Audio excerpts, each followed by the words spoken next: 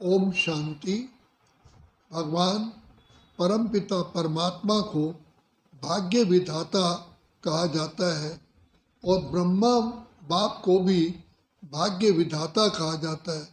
तो भगवान क्या भाग्य अपनी इच्छा से हर आत्मा का बनाते हैं या इसके पीछे हर आत्मा का अपना अपना पार्ट है या कर्म कहानी है? तो जबकि हम जानते हैं कि ये सृष्टि कर्म क्षेत्र है, जैसा मनुष्य कर्म करता है उसको वैसा ही फल प्राप्त होता है। To every action there is equal and opposite reaction. तो परम पिता परमात्मा जो सारी सृष्टि के रचयिता भाग्य विधाता है, तो परमात्मा पिता आकर के भाग्य बनाने के लिए श्रीमत देते हैं। इसलिए हम सभी ने कहा, हे प्रभु हमें अंधकार से प्रकाश की ओर ले चलो, हमें प्रभु नयनहीन को राह दिखाओ, प्रभु पग पग ठोकर खाओ। तो बाप आकर के जो तीसरा नेत्र बुद्धि का है, ज्ञान का नेत्र हम बच्चों को देते हैं। और गीता में भी परमात्मा ने स्पष्ट कहा है कि अर्जुन, अगर मेरी याद में रह के कर्म करोगे तो वो कर्म तुम्हारा श्रेष्ठ होगा और श्रेष्ठ कर्म का फल आपे ही भाग्य ऊंच हो जाता है। तो पिता परमात्मा ने अपनी याद के लिए हमें कर्म योग सिखाया। सबसे पहले हमें खुद की पहचान दी, तुम कौन हो। भगवान कहते हैं तेरी भी पहचान मैं ही देता हूँ और मैं कौन हूँ, मैं अपनी पहचान भी स्वयं देता हूँ।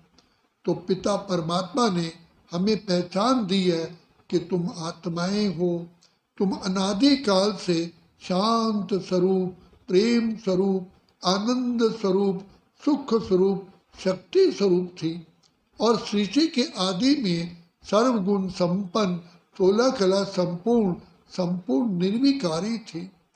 तो बाप ने अपनी पहचान दी, मैं भी आत्माओं का पिता हूँ, मैं अजन्मा अकर्ता भोगता हूँ, मुझे भी परम आत्मा कहते हैं, मैं भी सुप्रीम सोल हूँ, तुम्हारे जैसा ही मैं आत्मा हूँ लेकिन आत्माओं में सुप्रीम हूँ।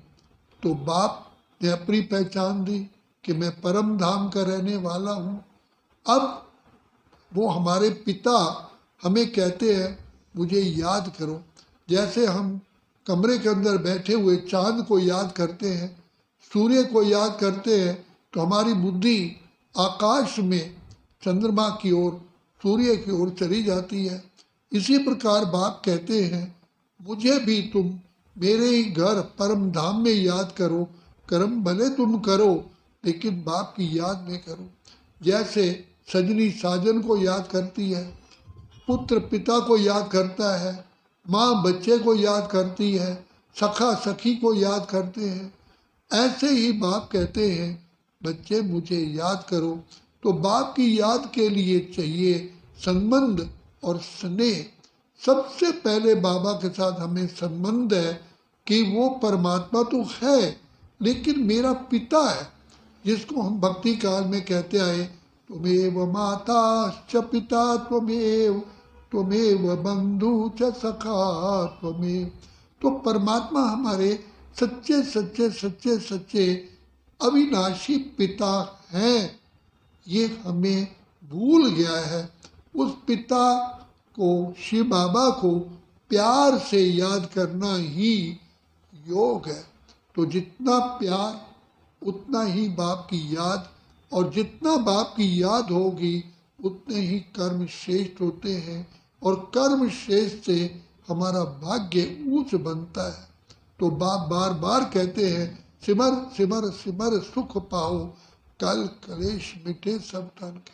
हे आत्माओं, हे मेरे लाडले सिकिलदे बच्चों, बाप को बहुत प्यार से याद करो।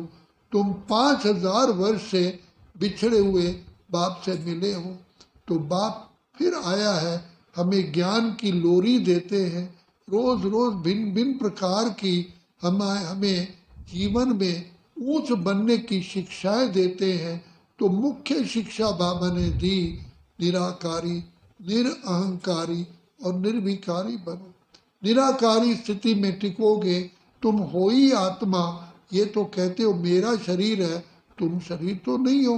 तो निराकारी स्थिति में टिकोगे तो मुझे निराकार पिता परमात्मा की याद आएगी। और दूसरा, निर्विकारी बनोगे तो खुद को भी प्रिय लगोगे, और निरअहंकारी बनने से सारे विश्व को प्रिय लगोगे। तो निराकारी, निरअहंकारी, निर्विकारी स्थिति में रहने से कर्म योगी बन करके जो हम कर्म करते हैं, हम चढ़ती कला में जाते हैं। चढ़ती कला से, हमारी चढ़ती कला से सर्व का भला हो जाता है। इसलिए कहा जाता, चढ़ती कला तेरे भाणे सर्व का भला। तो बाप आकर के हम आत्माओं को बुद्धि रूपी नेत्र दे करके हमें श्रेष्ठ कर्म का ज्ञान ही केवल नहीं देते, लेकिन अपने साथ नाता जोड़ करके गुणों का, शक्तियों का, वरदानों से झोली भरते हैं और उससे हम आत्माओं को बलवान बनाते हैं। अच्छा, ओम शांति, ओम शांति, ओम शांति।